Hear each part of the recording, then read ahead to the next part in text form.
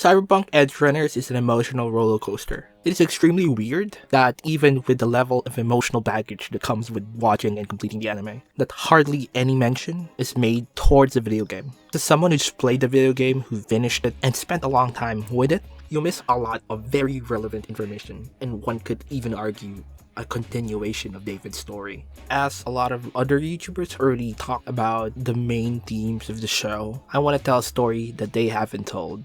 A story of legacy, not only from David's point of view, but what happens after he dies. A story of how other people continue his legacy, and what it means for the show and pretty much the greater Cyberpunk world.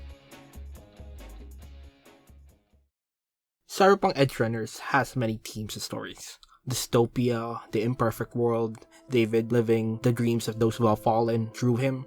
But the story I want to tell is a story of legacy.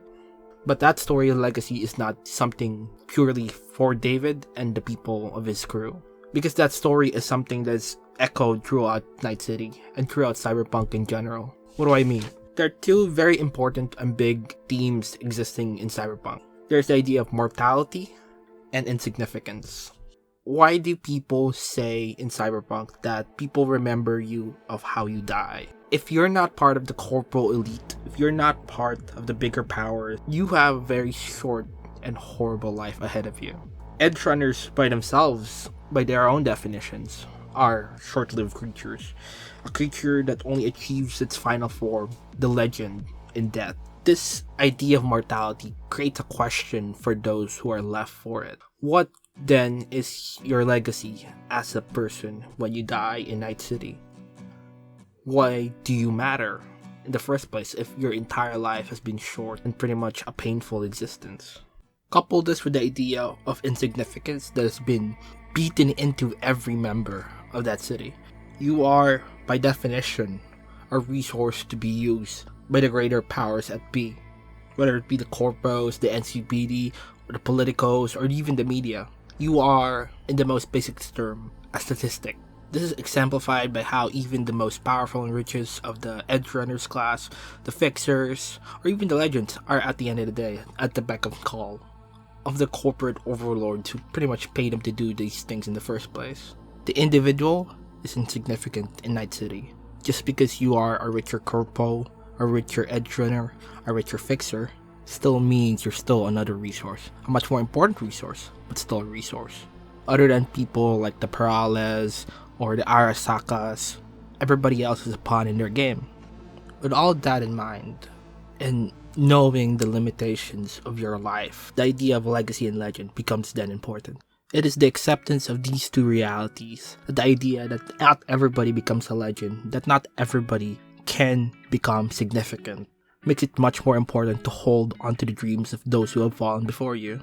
That story of David Martinez is why and how he ended up where he ended up. But more importantly, after David's death, in the video game, David's legacy and his story doesn't end with the anime.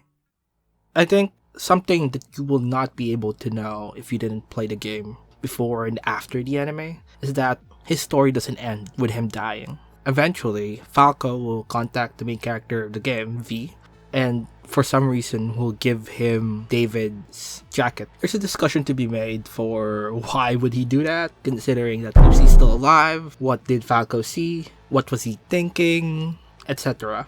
But we all know it happens, and this comes with all the emotions that's been circling around the internet right now, with Rebecca, with Maine, with David, is that when you pick up that jacket as V, I think what Falco saw in the character is that considering his personal history with Arasaka, considering his personal journey of becoming a legend, considering his enemies, that it's pretty much a parallel to David's story.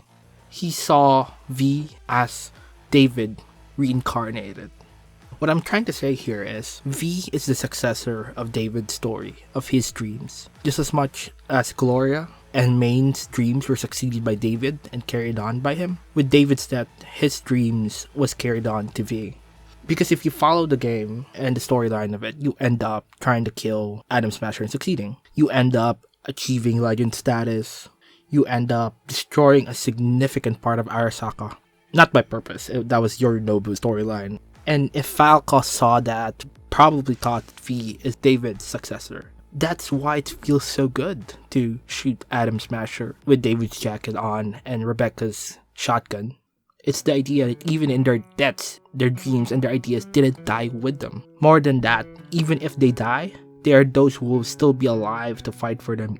My idea is that, more than the great story, Edgerunners makes the watchers, the players, the successors for David's legacy. Of Rebecca's love, of Main and Dorio's ambitions, of Kiwi's last regret. Being able to play the game means being able to continue their story.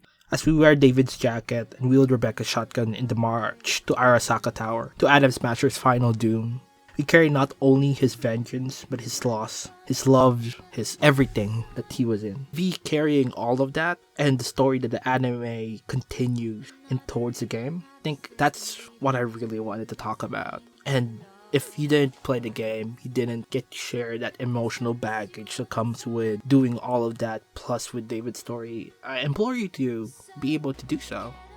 It is an experience, especially after watching the show. I'll be playing the game again with mods and David's emotional baggage, and I hope I see you guys as well there. For now, signing off.